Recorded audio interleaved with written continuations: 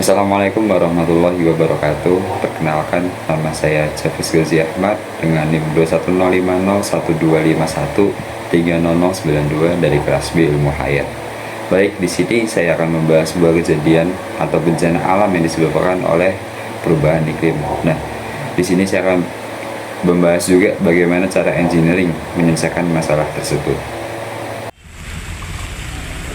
Dalam beberapa hari terakhir, kota Medan kembali dilanda banjir besar.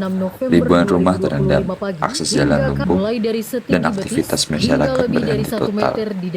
Peristiwa ini bukan sekadar kejadian alam biasa, ada rangkaian masalah lingkungan dan tata kota yang selama bertahun-tahun diabaikan. Banjir kali ini dipicu oleh curah hujan ekstrim yang turun terus-menerus sejak malam hari. Sungai Deli, Babura, dan sungai-sungai lain di sekitar kota meluap. Pemerintah menetapkan status darurat karena ribuan warga terdampak. Namun, hujan deras bukan satu-satunya penyebab. Ini hanyalah pemicu pertama dari sistem kota yang sudah lama tidak siap menghadapi beban air sebesar itu. Medan Utara terendam. Pertama, sistem drainase di banyak kecamatan tidak mampu menampung debit air tinggi. Kapasitas saluran air kecil, tidak merata, dan pemeliharaan yang minim membuat air cepat meluap. Kedua, laju urbanisasi yang tidak terkendali memperparah kondisi. Ruang terbuka hijau berkurang, lahan resapan menyusut, dan banyak kawasan permukiman berdiri di jalur alami aliran air. Ketiga, normalisasi sungai belum optimal.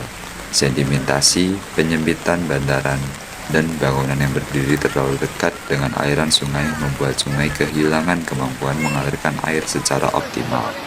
Keempat, beberapa infrastruktur pengendali banjir seperti kolam retensi tidak berfungsi sesuai desain, terutama saat volume air melebihi kapasitas ideal. Akibatnya, ribuan warga terpaksa dievakuasi, banyak rumah rusak, kendaraan terendam, dan aktivitas harian berhenti.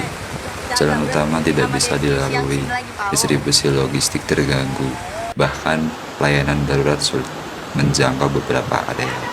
Dalam jangka panjang, banjir seperti ini meningkatkan risiko penyakit berbasis air, kerugian ekonomi, dan beban pemulihan yang berat bagi kota.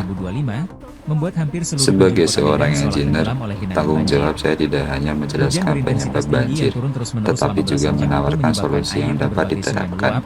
Pertama, saya akan melakukan pemetaan ulang kawasan rawan banjir menggunakan data hidrologi, kontur tanah, dan intensitas curah hujan.